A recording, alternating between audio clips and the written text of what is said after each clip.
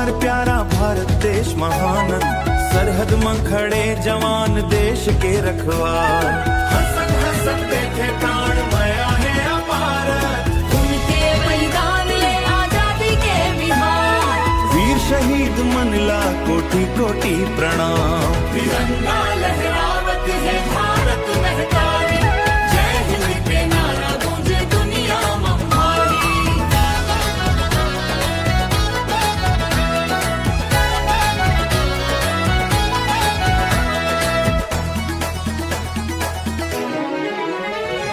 छत्तीसगढ़ के माटी सुघर हमर शान, धान के कटोरा कहाँ थे हमर ये पहचानत।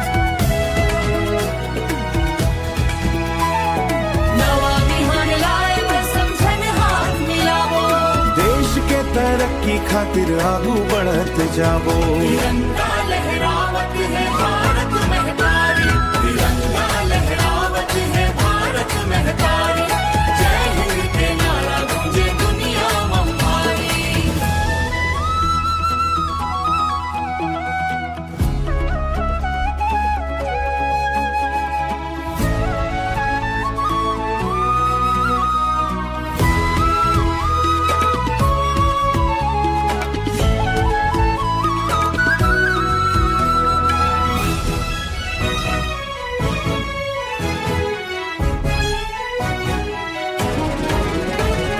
हिंदू मुस्लिम सिख ईसाई भाई भाई हन, भारत महतारी के हम सच्चा सिपाही हन,